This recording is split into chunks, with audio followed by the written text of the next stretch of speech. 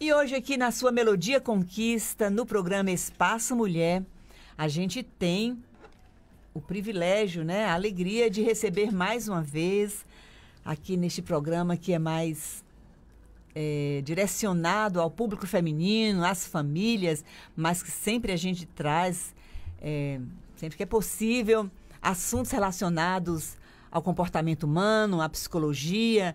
E como eu gosto desse tema, né? Como psicóloga, eu gostaria tanto de compartilhar coisas interessantes que a gente aprende, tantos conceitos que vão nos ajudar a viver melhor, a compreender melhor a nós mesmos, aquele outro que está ali perto da gente e compreender o mundo de uma forma geral.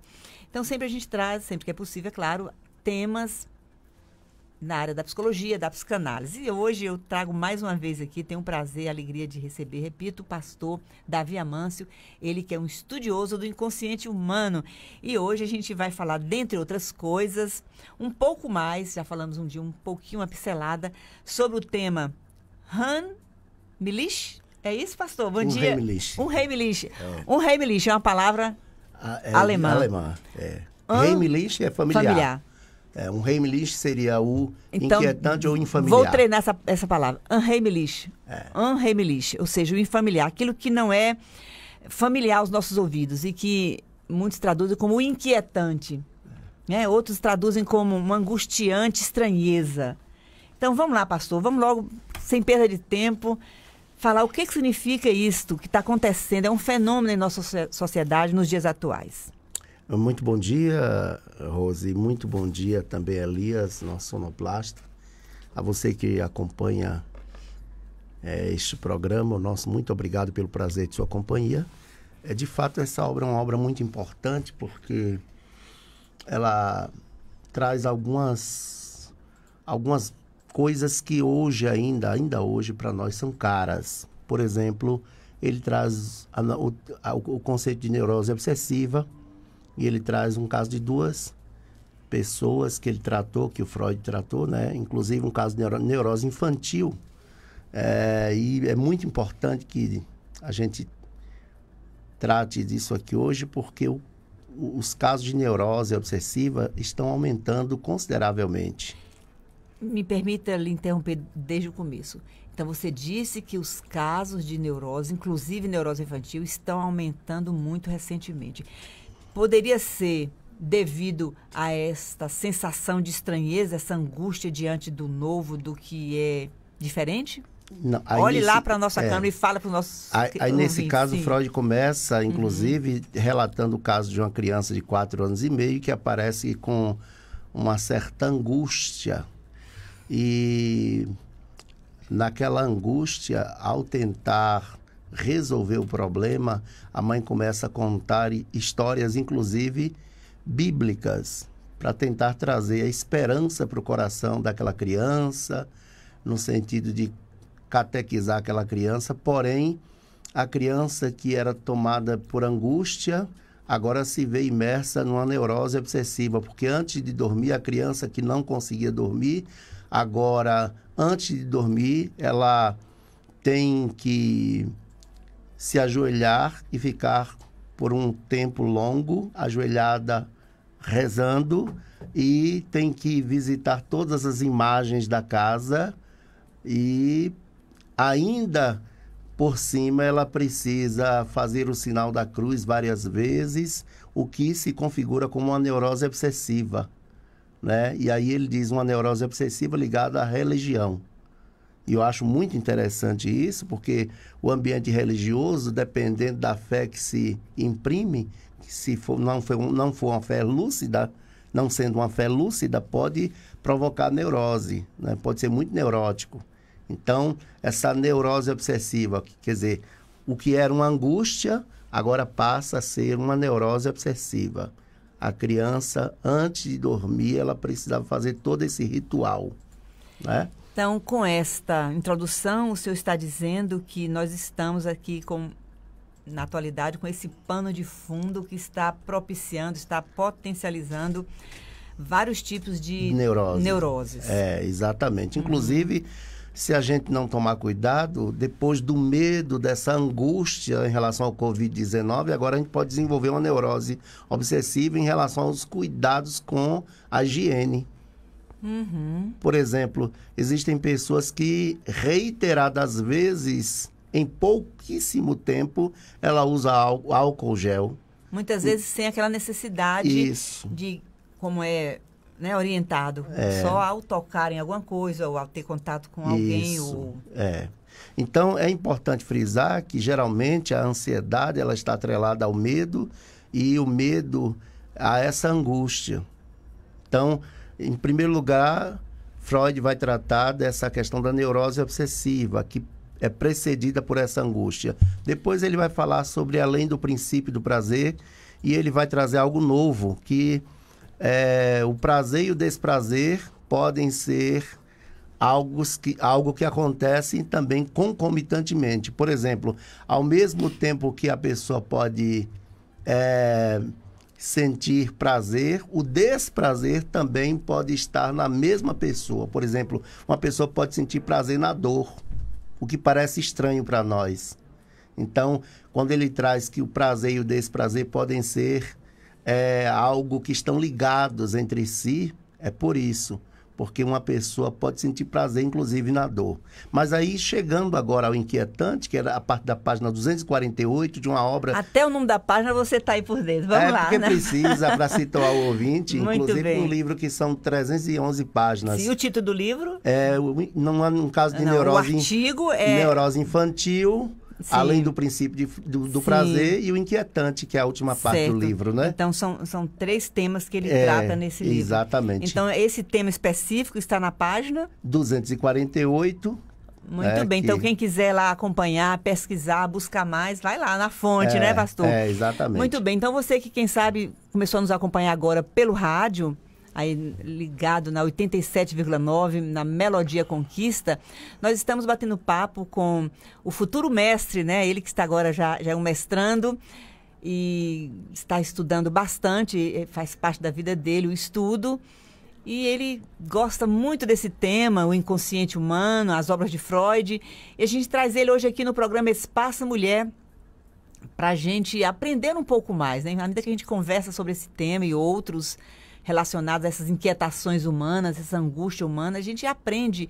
E eu entendo que quanto mais recebemos conhecimento, informações, e a gente usa essas informações ao nosso favor, não é, pastor? A gente tende a elaborar melhor as questões da vida. É verdade. Então, vamos usar as informações ao nosso favor. Quanto mais a gente tem luz, ou seja, tem conhecimento, tem ciência, a gente tende a elaborar melhor, aprender a lidar melhor com todas essas questões que surgem na vida humana, pois o nosso inconsciente é realmente uma caixinha de surpresa. E você que vai nos acompanhar ou está nos acompanhando no canal do YouTube, seja bem-vindo aí no canal. Nós estamos aqui no programa Espaço Mulher. Divulgue o nosso canal. Antes de qualquer coisa, está ali ouvindo, vai lá e se inscreva quem não se inscreveu ainda, a gente sempre lembra isso. E compartilhe com outras pessoas, vamos fazer o canal Melodia Conquista crescer, não é mesmo? É verdade. Davi Amâncio. Bom, então agora chegando ao inquietante, a gente pode agora pensar com Freud o que seria o inquietante? Aquilo que nos causa desconforto, que nos causa horror diante de uma situação que nos desconcerta, que nos deixa pasmos, não é? A gente fica assim, como pode ser isso? Nos causa essa inquietação, né? Esse desconforto. E hoje é muito comum isso, é bom que se diga, porque estamos vivendo coisas estranhas aos nossos olhos, coisas que a gente fica alarmado, né? A gente fica assim, muitas vezes, boquiaberto com certas situações. Então, isso está acontecendo de forma muito comum. É muito comum. Então, essa sensação estranha não está tão estranha assim para muita gente, porque a maioria de nós já estamos sentindo isso, vivenciando isto no dia a dia e nas relações, nesse fenômeno, né, da sociedade que a gente tem enfrentado. Né? E a gente tem que tomar somente o cuidado para não desenvolver tolerância à tragédia, não é? Para não ficar tão familiarizado com aquilo que era estranho. Por exemplo, ainda me parece estranho que No passado, por exemplo, isso aqui não é uma linguagem moralista, mas no passado os relacionamentos eram mais sólidos. E hoje os relacionamentos sejam tão descartáveis. Isso para mim é estranho. É muito estranho. Inclusive o Zygmunt Bauman também achou isso assim estranho, porque uma vez um rapaz falou para ele que tinha não sei quantos amigos nas redes sociais, e ele disse: olha, eu estou dessa idade, eu não tenho não atingi nem a marca de 800 amigos. Então é interessante como as pessoas agora pensam que o real é o virtual, e não é, não é? Então, são coisas que a gente pode relatar aqui, que a gente ficaria aqui o dia todo só pontuando de coisas que são estranhas e que fazem parte daquilo que eles chamam de pós-modernidade, que me parece que é um retrocesso. Por vezes é um retrocesso com o nome de pós-modernidade. Davi Amâncio, esse sentimento, esta sensação de angustiante estranheza se dá nas coisas maiores, ou seja, a nível macro, mas também a nível, né, micro, lá nas nossas relações do dia a dia, situações pequenas. Como, por exemplo, você chegou aqui na Melodia, você já é familiarizado com a Melodia, inclusive você chama a Rádio Melodia Conquista de sua família, sua segunda família. Você se acha pertencente, você se entende como pertencente da família Melodia, nós nos entendemos assim. Mas caso você viesse aqui pela primeira vez, qual é o sentimento que você teria? De estranheza? De uma sensação de desconforto, não é isso? Aí o programa cresce quando você traz um dado como esse, que são as filigramas do nosso relacionamento, e que, por vezes, nessas filigramas, a gente também percebe essa inquietação. Por exemplo, quando você chega a um círculo religioso, num determinado espaço religioso, que você não é notado, que você não é percebido, aquilo para você lhe inquieta, lhe é estranho, porque você parece invisível no meio de um grupo social. Isso, até as pessoas chegam numa reunião social também, numa festa, numa cerimônia, a pessoa fica sem saber onde colocar as mãos, colocar os braços e fica inquieto, né? Se sente estranho naquele espaço. Deslocado. Então também existe, pode se aplicar também esse fenômeno nessas questões do dia a dia, né? Nos é estranho. Por quê? Por causa daquilo que Vygotsky, Leontiev, Luria e outros já tinham sinalizado, que o ser humano é um ser social. Então nós precisamos dessa noção de pertencimento. Então, quando isso não acontece na família, no espaço religioso ou em qualquer outro locus, a gente fica se achando como um peixe fora d'água. Isso. Entendeu? Então, cada pessoa vê o outro ou percebe o mundo à sua volta de forma diferente. Então, o que é estranho para você, talvez não me causa nenhuma estranheza. Isso. Cada pessoa tem um modo diferente de ver o mundo, de estar no mundo, de dar conta das situações do mundo. Isso. E tudo isso está relacionado, está ligado à sua história de vida, né? Isso. Porque nós somos o resultado da nossa criação, da nossa cultura, do ambiente em que a gente viveu a vida toda, ou do ambiente que a gente está atualmente. Não é? Então, nós somos resultado de tudo isso somado. De uma soma de fatores. Então, isso nos leva a entender o quê? Que não devemos cobrar do outro, ou exigir do outro, aquele sentimento, ou aquele comportamento que nós temos. Cada um tem o seu próprio jeito de ver e sentir as coisas. E me parece, antes da gente continuar, eu quero mandar um alô aqui especial para alguns ouvintes que estão aí ouvindo a gente, né? Na escuta. Que bom, viu? Obrigada, Kátia, que está nos acompanhando e disse assim: excelente entrevista. A Dalva Santos diz: parabéns pelo programa Espaço Mulher, e a entrevista está muito edificante. Um abraço. Obrigada, Dalva. Lu Xavier também está aí nos acompanhando. E mais alguém que está nos acompanhando pelo canal do YouTube, manda... do Face ou do YouTube, mande mensagens pra gente. E quem está no rádio também, vamos incentivar a migrar lá pro YouTube. Pro YouTube. Todos que estão nos ouvindo no 87,9 Melodia Conquista e no seu rádio, tendo oportunidade, vai lá pro canal do YouTube, mande uma mensagem, compartilhe lá com seus amigos. E é importante agora, eu acredito que já estamos chegando para o final, né? Sim. Dessa entrevista. Eu quero aproveitar e não posso deixar de dizer isso, que o Freud também, nesse módulo sobre o inquietante, ele vai trazer algo que é muito caro também, que é sobre o inquietante que é familiar. Mesmo sendo familiar, é inquietante. Ele lança a mão de Schelling para dizer que O inquietante também pode ser aquilo que é familiar, mas que a gente quer manter em secreto. Por exemplo, aí ele traz o exemplo de uma pessoa portadora de epilepsia. Na Idade Média era considerada louca ou até possuída por demônio. Então, embora fosse um ser humano familiar, o ser humano nos é familiar, mas quando aquela pessoa tinha uma crise epilética, então aquilo ali era inquietante para quem estava vendo. Era desconcertante, queria se afastar. Teria que ser escondido, né? Excluído. Isso. Fulano é louco, né? Antes a loucura era vista de uma forma assim, mais assim, extremosa. E na ainda atividade. bem que nós avançamos, Rose, para compreender que a loucura é uma produção social, como dizia Foucault. Na sua obra História da Loucura. A loucura é uma produção social. O que era que ele queria dizer? O chamado louco, ele não ficou louco à parte da sociedade, mas foi na sociedade. Esse é outro tema riquíssimo para a gente trazer aqui. A sociedade precisa cuidar dele. De forma humanizada. Essa sociedade que aí a gente fala, a família, as pessoas que estão em volta dessa pessoa, deveria sim, né? Deveria estar ali cuidando de forma humanizada e não excluir, esconder, como durante muitos anos foi e em alguns casos ainda é. E ele combateu o excesso de medicalização, que acabava tamponando colocando as pessoas, os indivíduos em camisa de força.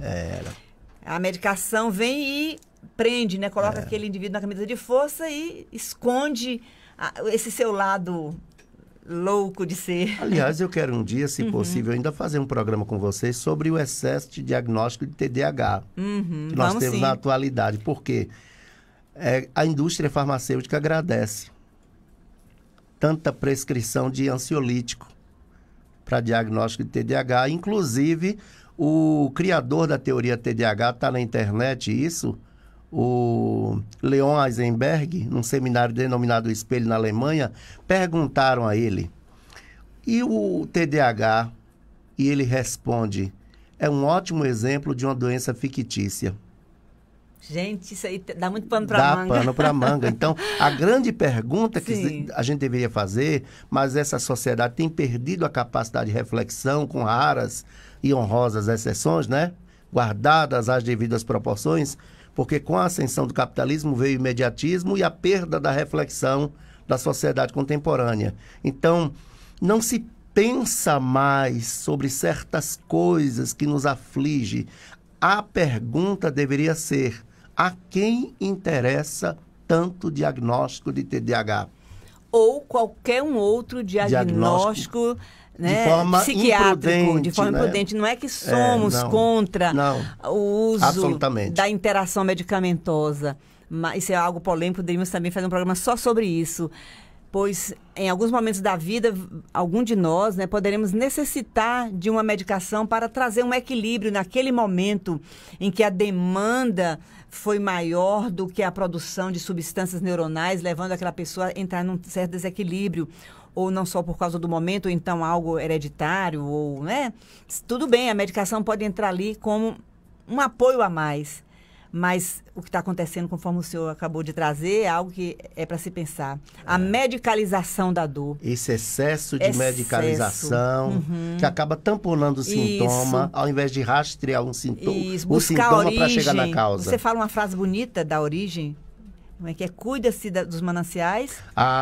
Tratadas as nascentes, saradas ficarão as águas. Gente, essa frase eu gosto de ouvir. Vamos repetir para a gente quase que concluir o nosso bate-papo agora. Tratadas as nascentes, saradas ficarão as águas. Frase para reflexão. E você? Não é minha não, viu? Autor desconhecido. Autor desconhecido. Mas vamos refletir sobre ela. E você que está aí nos ouvindo, nos assistindo, você que acompanha o nosso canal, o que você pensa a respeito?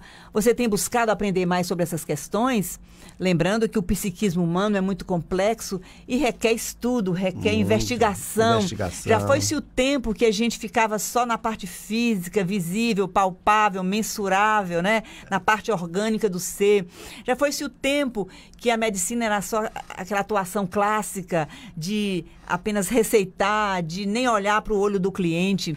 Hoje já existe este princípio, esse conceito da humanização, de olhar o indivíduo como um todo, que é essa visão holística, né? Ver o indivíduo como um todo, ver o que o indivíduo precisa de forma global e não só aquele medicamento, aquela droga, né? Como já diz, a gente sabe que medicação também é conhecido como droga, para dar conta daquela doença ou daquela dor de forma pontual. É preciso ver o indivíduo de forma total.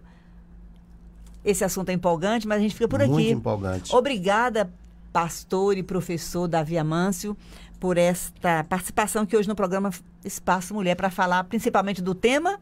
O inquietante ou o infamiliar em Freud. Eu acho bonitinho a palavra em alemão. Unheimlich. Agora, meus ouvintes estão assim, já entrando nesta área da psicanálise, né? Vamos estudar juntos? Então vamos. Unheimlich. Aí eu sugiro, inclusive, que a gente um dia traga aqui o inconsciente em Freud também. Ah, vamos sim. Eu gosto demais desses temas porque nos ajudam. Eu tenho um minuto? E vamos, né? No minuto da despedida, né? Olha, o Descartes, lá em 1637, ele postulou o seguinte: penso, logo existo. Aí, posteriormente, vem Freud e diz: existo onde não penso. Gente, é muita frase legal, né, gente? Existo onde não penso. O que é que ele estava querendo dizer? São aquelas coisas que você e eu fazemos que a gente não sabe por que fez, por que falou. Existo onde não penso. E Lacan diz, então, depois: penso onde não sou.